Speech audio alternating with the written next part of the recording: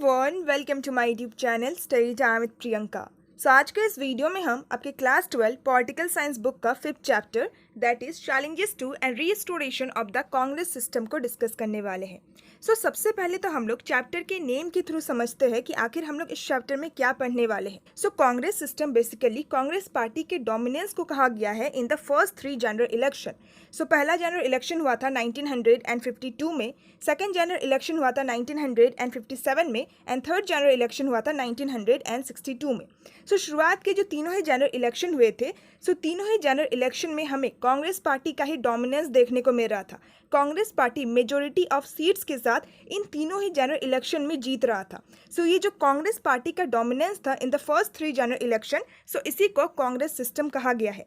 Chapter का नाम है challenges to and restoration of the Congress system, यानी कि इस चैप्टर में हम लोग उन सारे चैलेंजेस के बारे में डिस्कस करेंगे, उन सारे प्रॉब्लम्स के बारे में डिस्कस करेंगे जो कि कांग्रेस सिस्टम को फेस करना पड़ा, यानी कि कांग्रेस के डोमिनेंस को फेस करना पड़ा। And on the same time हम लोग ये भी डिस्कस करेंगे कि आखिर किस तरीके से कांग्रेस सिस्टम यानी कि कांग्रेस के डोमिनेंस को रीस्टोर किया गया, उसको दोबारा से स्थापित किया गया। इस चैप्टर में हम लोग इन्हीं दोनों टॉपिक्स को बहुत ही डिटेल वे में डिस्कस करने वाले हैं। नाउ अब हम लोग इस चैप्टर के फर्स्ट टॉपिक को डिस्कस करते हैं, जिस टॉपिक का नाम है challenge of political succession. Succession का मतलब क्या होता है? सक्सेशन का मतलब होता है किसी को सक्सीड करना, किसी की पोजीशन को लेना। एंड पॉलिटिकल सक्सेशन यानी कि जब पॉलिटिक्स में हमें सक्सेशन देखने को मिलता है, उसी को पॉलिटिकल सक्सेशन कहा जाता है। फर्स्ट टॉपिक में हम लोग ये डिस्कस करने वाले हैं कि आखिर कांग्रेस पार्टी को अपने पॉलिटिकल सक्सेशन में कौन से चैलेंजेस फेस करने पड़े। शुरुआत के जो 3 जनरल इलेक्शन हुए थे, जिसमें हमें कांग्रेस पार्टी का डोमिनेंस देखने को मिलता है, कांग्रेस पार्टी की जीत देखने को मिलती है। कांग्रेस पार्टी में जो जवाहरलाल नेहरू थे, was the leader of the party, उन्हीं को कंट्री का फर्स्ट प्राइम मिनिस्टर बनाया जाता है। 1952 से लेकर 1964 तक जवाहरलाल नेहरू ही हमारी कंट्री के पहले प्राइम मिनिस्टर के रूप में रहते हैं। बट मई 1964 में जवाहरलाल नेहरू का डेथ हो जाता है। एंड इसका रीज़न क्या था? लगभग 1 साल से भी ज़्यादा के टाइम पीरियड तक वो बहुत ही ज़्यादा अनवेल थे, उनका हेल्थ इतना ज़्यादा अच्छा नहीं था एंड हार्ट अटैक की वजह से फाइनली मई 1964 में उनका डेथ हो जाता है। डेथ तो एक नेचुरल प्रोसेस है, एक ना एक दिन हर एक व्यक्ति का डेथ आना ही है। एंड जवाहरलाल नेहरू का डेथ भी एक नेचुरल प्रोसेस के द्वारा ही हुआ था। जवाहरलाल नेहरू का जो डेथ था वो कोई प्रॉब्लम नहीं था, बट उनके डेथ होने के बाद हमारी कंट्री में जो अलग अलग तरीके के क्वेश्चन अराइज हो रहे थे, वो सारे क्वेश्चंस एक प्रॉब्लम लेके आ रहे थे। पहला क्वेश्चन ये है दैट आफ्टर नेहरू हु, यानी कि नेहरू के डेथ होने के बाद अब नेक्स्ट हमारे कंट्री के प्राइम मिनिस्टर कौन बनेंगे। बहुत ही ज़्यादा क्वेश्चन अराइज हो रहा था अबाउट द सक्सेशन, यानी कि अब जवाहरलाल नेहरू को प्राइम मिनिस्टर के रूप में कौन सक्सीड करेगा, who would replace Nehru, Jawaharlal Nehru की पोजीशन को कौन रिप्लेस करेगा, उनको कौन सक्सीड करेगा। नेक्स्ट क्वेश्चन ये है दैट आफ्टर नेहरू व्हाट, यानी कि जवाहरलाल नेहरू के डेथ होने के बाद अब क्या होगा, यानी कि इंडिया में जो डेमोक्रेटिक गवर्नमेंट चल रहा था इतनी अच्छी तरीके से, क्या वो डेमोक्रेटिक गवर्नमेंट मेंटेन रह पाएगा, वो कंटिन्यू रहेगा जवाहरलाल नेहरू के डेथ होने के बाद। ज़्यादातर जो आउटसाइडर्स थे, यानी कि दूसरे कंट्रीज के जो लीडर्स थे, वो कहीं ना कहीं ये डाउट कर रहे थे कि जवाहरलाल नेहरू के डेथ होने के बाद क्या इंडिया सक्सेसफुली अपने डेमोक्रेटिक सक्सेशन को मैनेज कर पाएगा, क्या जवाहरलाल नेहरू के डेथ होने के बाद सक्सेसफुली उनको कोई दूसरा व्यक्ति, कोई दूसरा लीडर प्राइम मिनिस्टर के रूप में रिप्लेस कर पाएगा। एंड अगर दूसरा व्यक्ति प्राइम मिनिस्टर बन भी जाता है, देन वो क्या जवाहरलाल नेहरू की तरह इंडिया में जो डेमोक्रेटिक गवर्नमेंट है उसको मेंटेन कर पाएगा, उसको कंटिन्यू रख पाएगा। नेक्स्ट क्वेश्चन अराइज होता है that after Nehru what. And in सारे क्वेश्चंस के साथ साथ कहीं ना कहीं लोगों के मन में एक डर भी था, डर इस बात का कि अगर इंडिया अपने इस डेमोक्रेटिक सक्सेशन के चैलेंज को फेस नहीं कर पाता है, अगर इंडिया फेल हो जाता है इस प्रॉब्लम को, इस चैलेंज को फेस करने में, क्या इंडिया में आर्मी रूल आ जाएगा, मिलिट्री रूल आ जाएगा, जिस तरीके से पाकिस्तान में मिलिट्री रूल आ गया था, और क्या हमारी कंट्री का डिसइंटीग्रेशन हो जाएगा, यानी कि हमारी कंट्री में जो डेमोक्रेटिक गवर्नमेंट है, क्या वो पूरी तरीके से बिखर जाएगा, क्या डेमोक्रेटिक गवर्नमेंट का डिसइंटीग्रेशन हो जाएगा। कहीं ना कहीं लोगों के माइंड में ये क्वेश्चन भी था, साथ ही साथ लोगों के मन में ये डर भी था। 1960s का जो पूरा डिकेड है, ये जो 10 साल का टाइम पीरियड है, इसको एक बहुत ही डेंजरस डिकेड कहा गया है। एंड इसका रीज़न क्या है? इसका रीज़न है due to the unresolved problems, यानी कि ये जो 10 साल का टाइम पीरियड था, इस 10 साल के टाइम पीरियड के दौरान हमें कई सारे ऐसे प्रॉब्लम्स देखने को मिले जिनका हमारे पास कोई भी सोल्यूशन नहीं था। जैसे कि द प्रॉब्लम ऑफ पॉवर्टी, यानी कि इंडिया में बहुत ही ज़्यादा गरीबी थी, the problem of inequality, the problem of communal and regional division, यानी कि जाति के बेसिस पे बहुत ही ज़्यादा डिवीजन हो रहा था। सो अगेन यहाँ से एक क्वेश्चन अराइज होता है लोगों के माइंड में कि क्या इन सारी चीज़ों की वजह से हमारी कंट्री में जो डेमोक्रेटिक प्रोजेक्ट है, हमारी कंट्री में जो डेमोक्रेटिक गवर्नमेंट है, सो क्या वो डिसइंटीग्रेट हो जाएगा, क्या वो ख़त्म हो जाएगा। सो जवाहरलाल नेहरू का डेथ तो एक नेचुरल प्रोसेस था, बट उनके डेथ होने के बाद इंडियंस के माइंड में एंड इनफैक्ट जो आउटसाइडर्स थे उनके माइंड्स में काफ़ी सारे क्वेश्चन अराइज होने लगे, काफ़ी सारे डाउट अराइज होने लगे कि अब इंडिया में क्या होगा, अब जवाहरलाल नेहरू को पीएम के रूप में कौन सक्सीड करेगा, क्या इंडिया डेमोक्रेटिक सक्सेशन के चैलेंज को फेस कर पाएगा, क्या इंडिया में डेमोक्रेटिक गवर्नमेंट कंटिन्यू रह पाएगा। सो ये सारे ही क्वेश्चंस हमें देखने को मिलते हैं। सो ये था टॉपिक नंबर फर्स्ट का इंट्रोडक्शन। आई होप कि आपको इंट्रोडक्शन बहुत ही अच्छी तरीके से समझ में आ गया होगा। So now topic number first का जो पहला सब टॉपिक है उस टॉपिक का नाम है from Nehru to Shastri. So topic का नाम पढ़ के ही हमें ये बहुत ही अच्छी तरीके से समझ में आ जाता है कि जवाहरलाल नेहरू के बाद नेक्स्ट जो हमारी कंट्री के प्राइम मिनिस्टर बनते हैं उनका नाम था लाल बहादुर शास्त्री।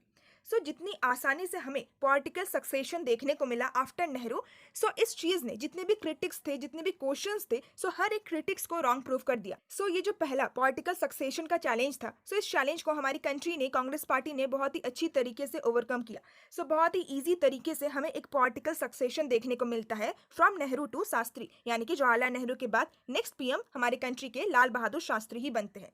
ना नेक्स्ट हमें बता रखा है that how he was chosen, यानी कि लाल बहादुर शास्त्री को किस तरीके से हमारी कंट्री के प्राइम मिनिस्टर के रूप में चूज किया गया। सो जैसे कि मैंने यहाँ पे चूजन लिखा है, यानी कि लाल बहादुर शास्त्री को चूज किया गया था, ना कि इलेक्ट किया गया था। यानी कि लाल बहादुर शास्त्री वोटिंग के द्वारा हमारी कंट्री के नेक्स्ट प्राइम मिनिस्टर नहीं बने थे, बल्कि कांग्रेस के लीडर्स के द्वारा उन्हें चूज किया गया था as the next prime minister of India. So इसके पीछे का क्या रीजन था। सो 1962 में थर्ड जनरल इलेक्शन हुआ था, थर्ड लोकसभा इलेक्शन हुआ था। एंड जैसे कि हमें पता है कि 5 साल के बाद ही इलेक्शन को कंडक्ट करवाया जाता है, यानी कि नेक्स्ट 1967 में लोकसभा या फिर जनरल इलेक्शन होना था। बट जवाहरलाल नेहरू का डेथ 1964 में ही हो जाता है। सो ये जो 3 साल का टाइम पीरियड था, सो इस 3 साल के टाइम पीरियड के दौरान हमारे कंट्री के प्राइम मिनिस्टर कौन बनेंगे, कौन हमारी कंट्री को गवर्न करेगा। सो इसी वजह से लाल बहादुर शास्त्री को हमारी कंट्री के नेक्स्ट प्राइम मिनिस्टर के रूप में चूज किया गया, जो कि ये जो 3 साल का टाइम पीरियड है, सो 3 साल के टाइम पीरियड के दौरान हमारी कंट्री को गवर्न कर पाए। ये जो प्राइम मिनिस्टर का खाली पोजीशन था, सो इस खाली पोजीशन को भर पाए। सो इसी वजह से लाल बहादुर शास्त्री को चूज किया गया था, ना कि इलेक्ट किया गया था। सो नाउ अब हम लोग ये डिस्कस करते हैं कि आखिर लाल बहादुर शास्त्री को ही क्यों चूज किया गया as the next prime minister of India. So जिस टाइम पीरियड के दौरान जवाहरलाल नेहरू का डेथ हुआ था, यानी कि 1964 के टाइम पीरियड के दौरान कांग्रेस पार्टी के जो प्रेसिडेंट थे उनका नाम था के कमराज। सो उन्होंने ही कंसल्ट किया था with the party leaders and the Congress members of parliament, यानी कि कांग्रेस पार्टी के दूसरे जो लीडर्स थे एंड पार्लियामेंट में कांग्रेस के जितने भी मेंबर्स थे, सो उनके साथ के कमराज ने कंसल्टेशन किया। एंड कंसल्टेशन करके के कमराज को ये पता लगता है कि कांग्रेस पार्टी के जितने भी मेंबर्स थे, जितने भी लीडर्स थे, सो हर एक मेंबर, हर एक लीडर लाल बहादुर शास्त्री के फेवर में ही वोट कर रहे थे। यानी कि हर एक मेंबर ये चाहते थे कि कंट्री का जो नेक्स्ट प्राइम मिनिस्टर बनाया जाए, सो वो लाल बहादुर शास्त्री को ही बनाया जाए। सो कांग्रेस पार्टी के हर एक लीडर ने, हर एक मेंबर ने एक मत होकर लाल बहादुर शास्त्री को ही चूज किया as the leader of the Congress parliamentary party. And इसी के साथ लाल बहादुर शास्त्री हमारी कंट्री के नेक्स्ट प्राइम मिनिस्टर बन जाते हैं। सो सिर्फ और सिर्फ कांग्रेस पार्टी के ही मेंबर्स के बीच में एक कंसल्टेशन किया गया एंड कंसल्टेशन के द्वारा ही लाल बहादुर शास्त्री को हमारी कंट्री के नेक्स्ट प्राइम मिनिस्टर के रूप में चूज किया गया। ना नेक्स्ट हमें बता रखा है अबाउट द बैकग्राउंड ऑफ लाल बहादुर शास्त्री, यानी कि आखिर लाल बहादुर शास्त्री थे कौन, उनके थोड़े से बैकग्राउंड के बारे में हमें नेक्स्ट बता रखा है। सो लाल बहादुर शास्त्री एक नॉन कॉन्ट्रोवर्शियल लीडर थे from Uttar Pradesh. So Lal Bahadur Shastri UP के एक लीडर थे एंड वो एक नॉन कॉन्ट्रोवर्शियल लीडर थे, यानी कि उनके रिगार्डिंग हमें कोई भी कॉन्ट्रोवर्सीज देखने को नहीं मिलता है। इसके अलावा लाल बहादुर शास्त्री नेहरू जी के कैबिनेट में एक मिनिस्टर भी थे फॉर मेनी ईयर्स, बहुत सालों से वो नेहरू जी के कैबिनेट के एक मिनिस्टर थे। एंड जवाहरलाल नेहरू बहुत ही ज्यादा डिपेंडेंट होते थे लाल बहादुर शास्त्री के ऊपर in his last year. So last के टाइम पीरियड के दौरान जवाहरलाल नेहरू लाल बहादुर शास्त्री के ऊपर बहुत ही ज्यादा डिपेंड थे कंट्री के एडमिनिस्ट्रेशन को करने के लिए। सो लाल बहादुर शास्त्री अपने सिंप्लिसिटी के लिए जाने जाते थे, अपने कमिटमेंट के लिए जाने जाते थे टू हिज प्रिंसिपल्स, यानी कि लाल बहादुर शास्त्री के जो प्रिंसिपल्स थे, उनके जो सिद्धांत थे, सो उसको वो बहुत ही स्ट्रिक्टली फॉलो करते थे, एक डेडिकेशन के साथ अपने सिद्धांतों को फॉलो करते थे। एंड अर्लियर यानी कि पहले के टाइम पीरियड के दौरान लाल बहादुर शास्त्री हमारे इंडिया के रेलवे मिनिस्टर भी रह चुके थे, बट उन्होंने रेलवे मिनिस्टर की पोजीशन से रिजाइन कर दिया था। एंड इसका रीजन क्या था? So he was accepting moral responsibility for a major railway accident. So उस टाइम पीरियड के दौरान एक बहुत ही मेजर रेलवे एक्सीडेंट हुआ था, एंड जैसे कि लाल बहादुर शास्त्री उस टाइम पीरियड के दौरान रेलवे मिनिस्टर थे, सो वो मॉरली इसका जो जिम्मेदारी है वो अपने ऊपर ही एक्सेप्ट कर रहे थे, अपने ऊपर ही ले रहे थे। सो इस वजह से उन्होंने उस पोजीशन से रिजाइन कर दिया। उनको ये लगा कि मैं अपनी रिस्पॉन्सिबिलिटीज को अच्छी तरीके से नहीं संभाल पा रहा हूँ। सो इस वजह से लाल बहादुर शास्त्री ने रेलवे मिनिस्टर की पोजीशन से रिजाइन कर दिया। ना नेक्स्ट हमें ये बता रखा है कि लाल बहादुर शास्त्री 1964 से लेकर 1966 तक ही हमारी कंट्री के प्राइम मिनिस्टर के रूप में रहते हैं। सो सिर्फ और सिर्फ 2 साल तक ही लाल बहादुर शास्त्री हमारे कंट्री के प्राइम मिनिस्टर रहते हैं। सो आखिर सिर्फ और सिर्फ 2 साल के लिए ही वो कंट्री के प्राइम मिनिस्टर क्यों रहते हैं? सो इसका रीजन भी हमें नेक्स्ट टॉपिक में देखने को मिलेगा। सो फिलहाल के लिए सिर्फ और सिर्फ हम लोग ये जान लेते हैं कि 1964 से लेकर 1966 तक ही लाल बहादुर शास्त्री हमारी कंट्री के सेकंड प्राइम मिनिस्टर के रूप में रहते हैं। सो जिस टाइम पीरियड के दौरान वो हमारी कंट्री के प्राइम मिनिस्टर थे, सो उस टाइम पीरियड के दौरान इंडिया को 2 बहुत ही मेजर चैलेंजेस फेस करने पड़े। सो नाउ नेक्स्ट हम उन्हीं दोनों मेजर चैलेंजेस को डिस्कस करते हैं। सो पहला चैलेंज क्या था? सो जैसे कि 1962 में इंडिया एंड चाइना के बीच में एक वार हुआ था, एंड उस वार में इंडिया की हार हुई थी। सो उस हार की वजह से हमारी कंट्री में जितने भी इकोनॉमिक इम्प्लीकेशन आ गए थे, सो इंडिया उस टाइम पीरियड के दौरान अपने इकोनॉमिक इम्प्लीकेशन को ही रिकवर करने की कोशिश कर रहा था। एंड इसके साथ साथ उसी टाइम पीरियड के दौरान कंट्री में मानसून फेल हो गया, यानी कि बारिश नहीं आया, जिसकी वजह से हमें सूखापन देखने को मिला, एंड सूखापन की वजह से एग्रीकल्चर प्रोडक्शन नहीं हुआ। सो इस वजह से हमें सीरियस फूड क्राइसिस के चैलेंज को फेस करना पड़ा। सो इस टाइम पीरियड के दौरान हमें इंडिया में फूड क्राइसिस के चैलेंज को फेस करना पड़ा। सो ये पहला मेजर चैलेंज था। एंड सेकेंड चैलेंज ये था कि 1965 में इंडिया एंड पाकिस्तान के बीच में वार होता है। सो लाल बहादुर शास्त्री को इन दोनों ही मेजर चैलेंजेस को फेस करना पड़ा अपने रूलिंग टाइम पीरियड के दौरान। एंड लाल बहादुर शास्त्री ने उन दोनों ही चैलेंजेस को बहुत ही अच्छी तरीके से ओवरकम किया। सो उनके द्वारा उस टाइम पीरियड के दौरान एक बहुत ही फेमस स्लोगन दिया गया था, दैट इज जय जवान एंड जय किसान। सो जय जवान सिंबलाइज करता है हमारे इंडियन आर्मी को, जो कि बहुत ही अच्छी तरीके से फाइट करते हैं और इंडिया पाकिस्तान की वार में इंडिया को जीत दिलाते हैं। सो 1965 में इंडिया एंड पाकिस्तान के बीच में जो वार हुआ था, सो उसमें इंडिया की जीत होती है। सो हमारे इंडियन आर्मी बहुत ही अच्छी तरीके से इस वार में फाइट करते हैं। एंड जय किसान उन सारे फार्मर्स को सिंबलाइज करता है जो कि हमारे कंट्री में जो फूड क्राइसिस का प्रॉब्लम था उसको सॉल्व करता है। सो इसी वजह से लाल बहादुर शास्त्री के द्वारा जय जवान एंड जय किसान का स्लोगन दिया जाता है। सो हमारी कंट्री ने इन दोनों ही चैलेंजेस को बहुत ही अच्छी तरीके से ओवरकम किया। नेक्स्ट हमें ये बता रखा है कि आखिर लाल बहादुर शास्त्री का जो प्राइम मिनिस्टरशिप था, सो वो किस तरीके से सिर्फ और सिर्फ 2 साल में ही खत्म हो जाता है। सो 10 जनवरी 1966 में लाल बहादुर शास्त्री का जो प्राइम मिनिस्टरशिप था, सो वो अचानक से खत्म हो जाता है, अचानक से उसका एंड हो जाता है। एंड इसके पीछे का रीजन क्या था? सो 10 जनवरी 1966 में ही लाल बहादुर शास्त्री का अचानक से डेथ हो जाता है तशकेन में। सो तशकेन उस टाइम पीरियड के दौरान यूएसएसआर का पार्ट था, एंड आज के टाइम पीरियड के दौरान तशकेन उज़्बेकिस्तान का कैपिटल है। सो लाल बहादुर शास्त्री तस्केन गए थे क्योंकि उस टाइम पीरियड के दौरान जैसे कि इंडिया एंड पाकिस्तान के बीच में एक वार चल रहा था। सो पाकिस्तान के जो प्रेसिडेंट थे, जिनका नाम था जनरल आयुब खान, उस टाइम पीरियड के दौरान सो पाकिस्तान के प्रेसिडेंट के साथ डिस्कस करने के लिए और उनके साथ एक एग्रीमेंट को साइन करने के लिए, जिसके थ्रू ये जो इंडिया एंड पाकिस्तान का वार था वो खत्म हो जाए। सो इसी वजह से लाल बहादुर शास्त्री तस्केन गए थे, बट अचानक से वहाँ पे उनका डेथ हो जाता है। एंड उनके डेथ होने का क्या मेन रीजन था, सो इसके रिगार्डिंग हमें काफी सारे कॉन्ट्रोवर्सीज देखने को मिलते हैं। बट 10 जनवरी 1966 में लाल बहादुर शास्त्री का डेथ हो जाता है, एंड विद दिस हमारी कंट्री के जो सेकंड प्राइम मिनिस्टर थे, सो उनका जो रूलिंग टाइम पीरियड था वो भी खत्म हो जाता है। सो विद दिस हमारा पहला सब टॉपिक भी खत्म होता है ना। जो हमारा नेक्स्ट सब टॉपिक है, उस टॉपिक का नाम है from Shastri to Indira Gandhi. So again इस टॉपिक के नाम से ही हमें पता चलता है कि लाल बहादुर शास्त्री के बाद नेक्स्ट पीएम इंदिरा गांधी बनती है, यानी कि इंदिरा गांधी हमारी कंट्री की थर्ड प्राइम मिनिस्टर बनती है, and she was the first female prime minister of India. So now अब हम लोग टॉपिक को डिस्कस करते हैं। सो सिर्फ और सिर्फ 2 सालों में ही कांग्रेस पार्टी को सेकेंड टाइम पॉलिटिकल सक्सेशन के चैलेंज को फेस करना पड़ा। सो जैसे कि 1967 में 4th जनरल इलेक्शन को होना था, बट 1966 में ही लाल बहादुर शास्त्री का डेथ हो गया। सो अगेन हमारी कंट्री के जो नेक्स्ट प्राइम मिनिस्टर बनेंगे उनको इलेक्ट नहीं बल्कि उनको चूज किया जाएगा। सो सेकेंड टाइम जब कंट्री के प्राइम मिनिस्टर को चूज किया जाना था, सो सेकेंड टाइम हमें कोई भी एक लीडर देखने को नहीं मिलता है जिनको डायरेक्टली कंट्री का नेक्स्ट प्राइम मिनिस्टर बना दिया जाए। सो सेकेंड टाइम हमें इंटेंस कंपटीशन देखने को मिलता है between 2 leaders, that were Morarji Desai and Indira Gandhi. So Morarji Desai and Indira Gandhi के बीच में हमें एक कंपटीशन देखने को मिलता है कि इन दोनों में से नेक्स्ट पीएम कौन बनेगा। सो नाउ अब हम लोग बहुत ही ब्रीफ में मोरारजी देसाई एंड इंदिरा गांधी के बैकग्राउंड को डिस्कस करते हैं। सो मोरारजी देसाई अर्लियर यानी कि पहले के टाइम पीरियड के दौरान बम्बई स्टेट के चीफ मिनिस्टर रह चुके थे। सो बम्बई स्टेट आज के टाइम पीरियड के महाराष्ट्र एंड गुजरात के स्टेट को कहा गया है। साथ ही साथ वो उस टाइम पीरियड के दौरान सेंटर में एक मिनिस्टर भी थे। एंड नाउ अगर हम लोग इंदिरा गांधी के बैकग्राउंड को डिस्कस करें, सो सबसे पहले तो इंदिरा गांधी जवाहरलाल नेहरू की बेटी थी। साथ ही साथ पास्ट में यानी कि पहले वो कांग्रेस की प्रेसिडेंट भी रह चुकी थी। एंड उस टाइम पीरियड के दौरान इंदिरा गांधी शास्त्री की कैबिनेट में इंफॉर्मेशन मिनिस्टर थी। ना नेक्स्ट हमें ये बता रखा है कि आखिर इंदिरा गांधी को किस तरीके से कंट्री के नेक्स्ट प्राइम मिनिस्टर के रूप में चूज किया गया। सो कांग्रेस पार्टी के जितने भी सीनियर लीडर्स थे, सो उनके द्वारा ये कहा गया कि हम लोग इंदिरा गांधी को सपोर्ट करेंगे। बट पार्टी के सीनियर लीडर्स के द्वारा ये जो डिसीजन लिया गया था, सो ये डिसीजन हर एक लीडर के लिए, हर एक कांग्रेस के मेंबर के लिए सेम नहीं था।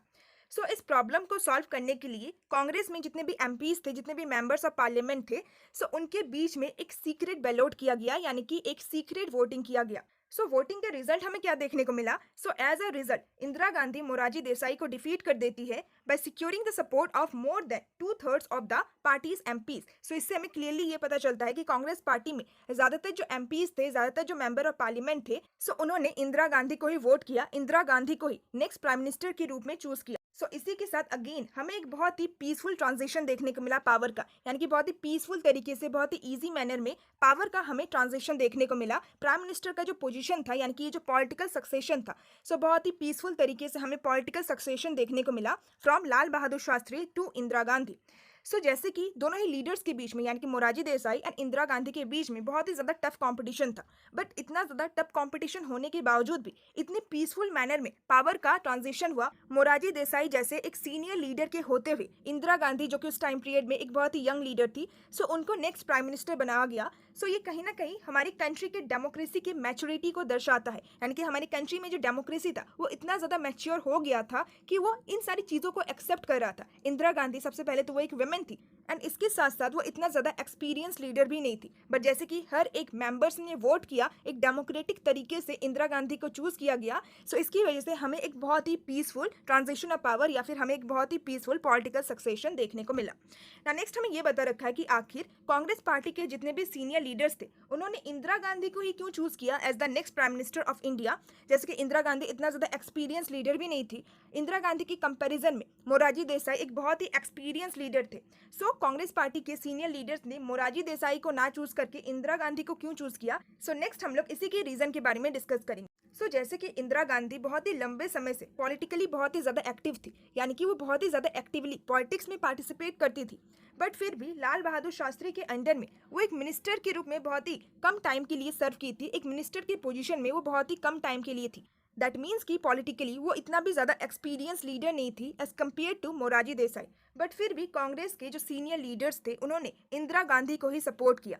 सो इसके पीछे का रीज़न ये था कि कांग्रेस के सीनियर लीडर्स को ये लगा कि इंदिरा गांधी का जो एडमिनिस्ट्रेटिव इन एक्सपीरियंस है, यानी कि एडमिनिस्ट्रेशन करने में उनको इतना ज़्यादा एक्सपीरियंस नहीं है, साथ ही साथ इतना ज़्यादा पॉलिटिकल एक्सपीरियंस भी नहीं है इंदिरा गांधी को। सो ये कहीं ना कहीं उनके लिए बहुत ही ज़्यादा बेनिफिट देगा। दैट मीन्स कि इंदिरा गांधी को ना चाहते हुए भी जो सीनियर लीडर्स है कांग्रेस पार्टी के, सो उनके ऊपर डिपेंडेंट होना पड़ेगा for their support and guidance. So Congress के सीनियर लीडर्स को ये लगा कि अगर हम लोग मोरारजी देसाई को चूज करेंगे, सो मोरारजी देसाई खुद एक बहुत ही एक्सपीरियंस लीडर है। सो वो अपने अकॉर्डिंग काम बहुत ही अच्छी तरीके से कर सकते हैं, हमें कंट्री में उन्हीं का डिसीजन देखने को मिलेगा। बट अगर हम लोग इंदिरा गांधी को पीएम के रूप में चूज करते हैं, देन इंदिरा गांधी सिर्फ और सिर्फ नाम की ही पीएम होगी। रियल में हमें लोग सारा काम करेंगे, इंदिरा गांधी को हमारे ऊपर ही डिपेंड होना पड़ेगा। सो इसी वजह से कांग्रेस के सीनियर लीडर्स के द्वारा मोरारजी देसाई को ना चूज करके, ना सपोर्ट करके इंदिरा गांधी को चूज किया गया, इंदिरा गांधी को सपोर्ट किया गया। बट सीनियर लीडर्स का ये जो एक इमेजिनेशन था, ये सिर्फ और सिर्फ एक इमेजिनेशन के रूप में ही रह गया। नेक्स्ट आगे आप लोग चैप्टर में पढ़ोगे कि इंदिरा गांधी किस तरीके से अपने पोजीशन को बहुत ही ज्यादा डोमिनेंट बना लेती है, एंड उनको किसी के ऊपर भी डिपेंड रहने का कोई भी जरूरत नहीं पड़ता है ना। नेक्स्ट हमें उन सारे प्रॉब्लम्स के बारे में बता रखा है जो कि इंदिरा गांधी को फेस करना पड़ा during the first year of her prime ministership. So Indira Gandhi को सिर्फ और सिर्फ एक साल के लिए ही कंट्री के नेक्स्ट प्राइम मिनिस्टर के रूप में चूज किया गया था, क्योंकि 1967 में 4th जनरल इलेक्शन को होना था। So with in a year of becoming prime minister, यानी कि सिर्फ और सिर्फ 1 साल के लिए ही इंदिरा गांधी प्राइम मिनिस्टर बनी ही थी कि इंदिरा गांधी को नेक्स्ट ईयर अपने पार्टी को लोकसभा के इलेक्शन के लिए रेडी करना था। सो ये एक इंदिरा गांधी के सामने बहुत ही बड़ा एक चैलेंज था, एक प्रॉब्लम था, क्योंकि नेक्स्ट जनरल इलेक्शन का पूरा जो रिस्पॉन्सिबिलिटी था वो इंदिरा गांधी के ऊपर ही था ना। जो सेकंड प्रॉब्लम है वो ये है कि उस टाइम पीरियड के दौरान कंट्री में जो इकोनॉमिक सिचुएशन था वो और भी बहुत ही ज़्यादा खराब हो चुका था, जो कि फर्दर उनकी प्रॉब्लम्स को ऐड कर रहा था। सो इन सारी डिफिकल्टीज को फेस करने के लिए इंदिरा गांधी ने पार्टी में अपना जो पोजीशन था उसको डोमिनेट किया, पार्टी के ऊपर अपने कंट्रोल को मजबूत बनाया, एंड उसके बाद उन्होंने फोर्थ जनरल इलेक्शन में अपने लीडरशिप स्किल्स को डिमॉन्स्ट्रेट किया, यानी कि उसको दर्शाया।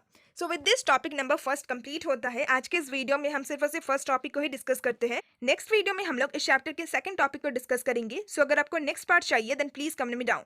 एंड क्लास 12 पॉलिटिकल साइंस के साथ साथ अगर आपको अपने क्लास 12 हिस्ट्री के भी ऐसे ही सारी चैप्टर्स को बहुत ही अच्छी तरीके से समझना है then please check out my description box. Description box में आपको क्लास 12 हिस्ट्री का प्लेलिस्ट का लिंक मिल जाएगा। सो मैंने बहुत ही अच्छी तरीके से क्लास 12 हिस्ट्री के हर एक चैप्टर्स को एक्सप्लेन किया है। आपको वन शॉट एक्सप्लेनेशन वीडियो भी मिल जाएगा, साथ ही साथ डिटेल एक्सप्लेनेशन वीडियो भी मिल जाएगा। सो आपको जिस भी तरीके से चैप्टर को समझना है आप अपने क्लास 12 हिस्ट्री के चैप्टर्स को समझ सकते हो। So please check out my description box. So with this आज के इस वीडियो को एंड करते हैं। So now see also in my next video. Till then bye bye and stay tuned with my channel and thanks for watching my video.